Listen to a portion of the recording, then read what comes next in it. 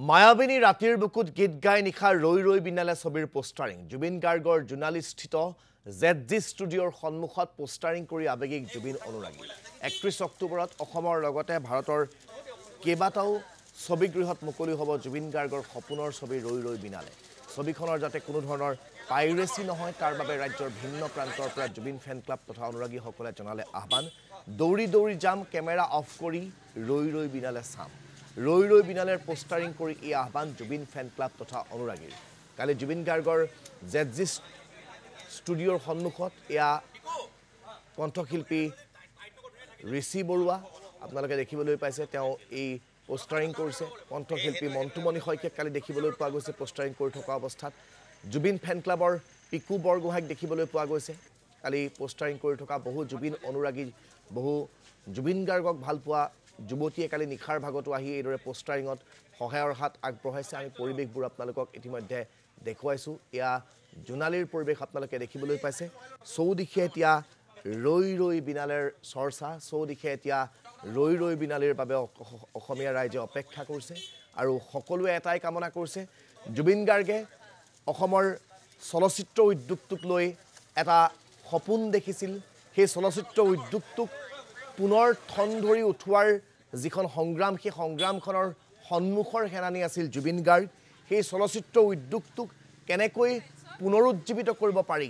কাৰণ হঠাৎ চলচ্চিত্ৰ উদ্যোগটো পাইৰেচিৰ গ্ৰাসত পৰি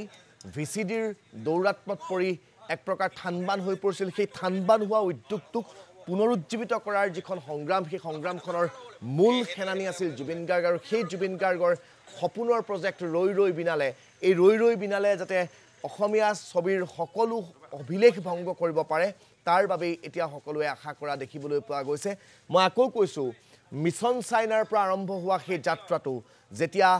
হঠাৎ অসমীয়া ছবি নিৰ্মাণ কৰিবলৈ বাদ দিছিল মানুহে প্ৰযোজকে সাহস কৰিব পৰা নাছিল পৰিচালকৰ অভাৱ হৈছিল সেই সময়ত মিছন চাইনা নিৰ্মাণ কৰি মিছন চাইনাক ব্যৱসায়িকভাৱে সফল কৰি জুবিন গাৰ্গে দেখুৱাই দিছিল যে অসমত চিনেমা বনাই লাভ কৰিব পাৰি অসমত চিনেমা বনাই চিনেমা চলাব পাৰি তাৰ পিছত ক্ৰমান্বয়ে কাঞ্চনজংঘা চিকাৰ আণ্ডাৰৱৰ্ল্ড তাৰ পিছত ক্ৰমান্বয়ে প্ৰিয়াৰ প্ৰিয়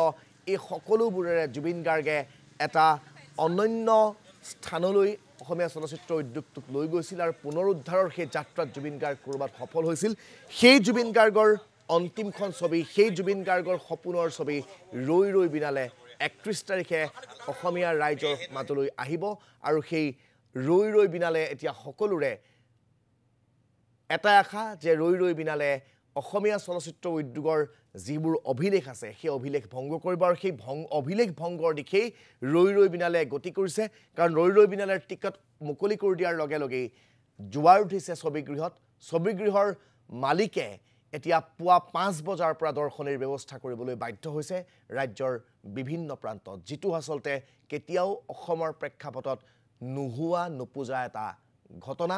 যিবোৰ ঘটনা কেৱল মাত্ৰ সম্ভৱত হয়তো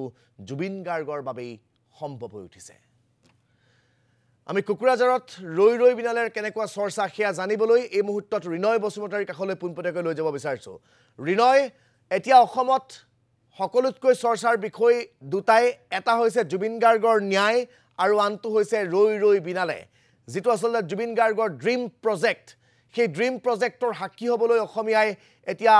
বাটকুৰি বাই চিনেমা হললৈ টিকট কাটিবলৈ গৈছে অনলাইন ব্যৱস্থা থকাই বুক মাই শ্ব' বা অন্যান্য মাধ্যমত নিজৰ টিকটবোৰ কাটিবলৈ চেষ্টা কৰিছে কোনোৱে পাইছে কোনোৱে হতাশ হৈছে এসপ্তাহলৈ ক'ৰবাত টিকট নাই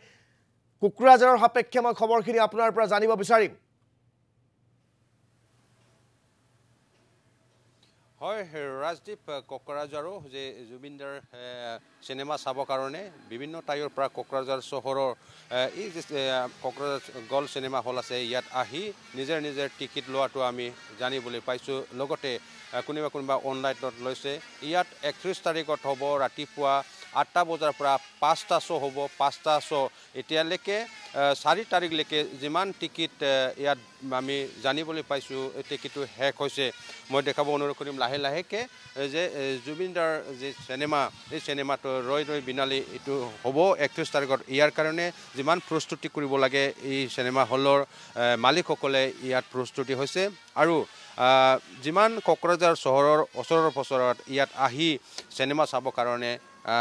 টিকিট লৈছে কোনোবা অনলাইনত লৈছে কোনোবা ইয়াত আহি লৈছে মই মেনেজাৰৰ পৰা জানিবৰ কাৰণে চেষ্টা কৰিম কিমানটা শ্ব' হ'ব আৰু কিমান তাৰিখলৈকে টিকিটটো শেষ হ'ল কি ক'ব কয় তাৰিখলৈকে চিনেমা টিকিটটো বুক হ'ল হয় হয় আমাৰ অক্টোবৰ 31ৰ পৰা 6 তাৰিখলৈকে আমাৰ হ'ব এইটো 8টাৰ পৰা আমাৰ ষ্টাৰ্টিং হ'ব আমি 5টা শ্ব' ৰাখিছোঁ এটা দিনত তো 4 তাৰিখলৈকে আমাৰ টিকিট ফুল তো আমি এতিয়া 5 তাৰিখ আৰু 6 তাৰিখৰ টিকিটৰ দি আছে অফলাইন আৰু অনলাইন দি আছোঁ এইটো বেছি নাই অলপ বেছি নাই আৰু এইটো অলপেই আছে অডিয়েঞ্চসকলে চাবৰ কাৰণে চবেই আহিব লাগে জুবিনদাৰ আমাৰ মৰমৰ জুবিনদাৰ চিনেমা এইটো চবেই উপভোগ কৰক ভাল লাগিব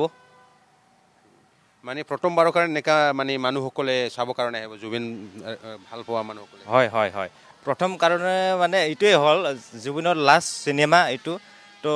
চবেই আহক ডিচিপ্লিন মতে চাওক আমাৰ ইয়াৰ এইটোৱে অনুৰোধ হয় এজন জুবিনৰ ফেন আছে মই জানিবৰ কাৰণে চেষ্টা কৰিম কি ক'ব আপুনিও আহি টিকিট লৈছে ফেমিলিৰ লগত কেতিয়া চাব হয় মই 3 তাৰিখৰ টিকেটহে পালোঁ মানে ল'ৰা ছোৱালীৰ স্কুল থাকে টিউশ্যন থাকে সেইবাবে সন্ধিয়াৰ টিকেট বিচাৰিছিলোঁ কিন্তু 31 তাৰিখৰ পৰা 2 তাৰিখলৈকে সন্ধিয়াৰ টিকেট নাই গতিকে মই 3 তাৰিখে সন্ধিয়াৰহে টিকেট পালোঁ আৰু আমাৰ সংগীতৰ মহান শিল্পী তেখেতৰ কায়িক ৰূপটো চলচ্চিত্ৰৰ যোগেদি হ'লেও শেষৰ বাৰে চাবলৈ আমি অধীৰ আগ্ৰহেৰে বাট চাই আছোঁ কাৰণ তেখেতৰ যেতিয়াৰ পৰা মৃত্যুৰ খবৰ পাইছোঁ আজিৰ দিনলৈকে আমাৰ মনত অকণো শান্তি নাই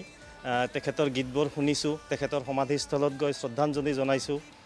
কিন্তু মনে অকণো শান্তি পোৱা নাই এতিয়াও যেন আমাৰ মনত কিবা গভীৰ এটা শূন্যতা হৈ আছে সেইবাবে আকৌ চিনেমাখন চালে যদি মনটো অকণ শান্তি পায় সেইবাবে আমি খুব হেঁপাহেৰে ৰখি আছোঁ চিনেমাখন চাবলৈ আপুনি ভাবেনে জাষ্টিছ হ'ব জুবিন হয় সেয়া আইনৰ কাম আইনে কৰিব ভাবোঁ হয়তো জুবিনদাক ন্যায় আমি দিবই লাগিব চৰকাৰখনেও নিশ্চয় তাক লৈ তৎপৰ হৈ আছে আৰু এয়া সময়ে ক'ব যে জুবিনদাৰ ন্যায় আচলতে জুবিনদাক কেনেকৈ কি হ'ল সেই আচল কথাটো ৰহস্যটো আমি জানিবলৈ অধীৰ আগ্ৰহেৰে ৰৈ আছোঁ আৰু তাতে যদি কোনোবা দোষী আছে সেই দোষীয়ে কঠোৰৰ পৰা কঠোৰতম শাস্তি পাব লাগিব